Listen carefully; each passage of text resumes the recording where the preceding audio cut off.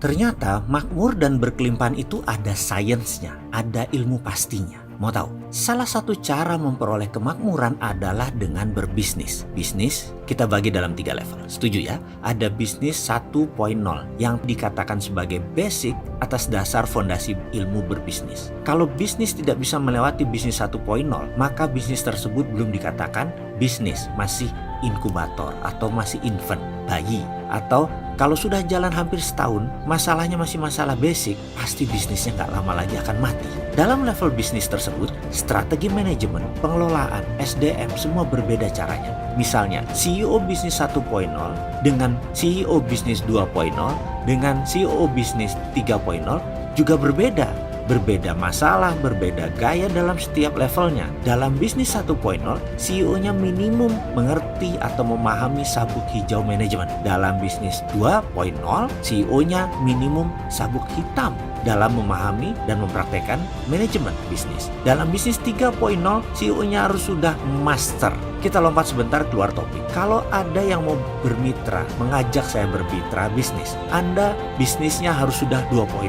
Sebaliknya, kalau saya mencari mitra atau menawarkan bisnis, bisnis saya juga harus sudah bisnis versi 2.0, alias tidak lagi mempermasalahkan bisnis 1.0.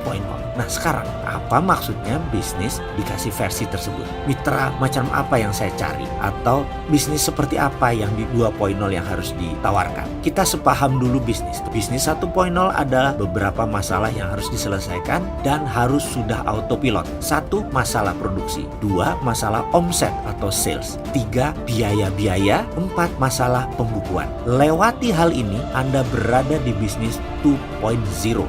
Minimum semuanya sudah diselesaikan, bahkan bisa autopilot. Kalau Anda ada produk tetapi salesnya belum tercapai atau biayanya besar sehingga untungnya tipis, itu Anda masih dalam masalah bisnis 1.0. Segera selesaikan, segera autopilotkan, maka bisnis 1.0 tersebut bisa naik ke 2.0. Jadi dalam bisnis 2.0 kita sudah tidak bicara lagi omset, biaya-biaya, produksi.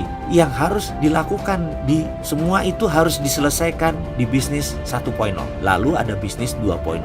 Baru masalah muncul yang lebih rumit. Perlu strategi bisnis baru. Berbisnis mulai dengan banyak jurus kungfu, jurus silat, jurus karatenya. Tergantung gelanggangnya, tergantung kompetisinya. Kalau seorang business owner 2.0 dan CEO 2.0, biasanya orang sudah jago berantem dalam banyak gelanggang dan paham jurus bela diri, dan serangan bisnisnya juga sangat banyak variannya. Sekali lagi, apa itu bisnis 2.0?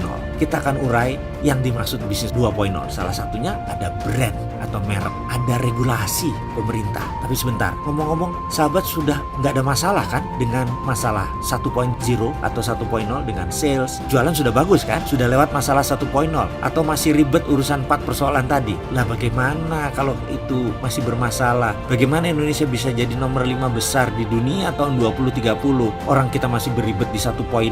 Tuntaskan dulu 1.0 lalu masuk 2.0.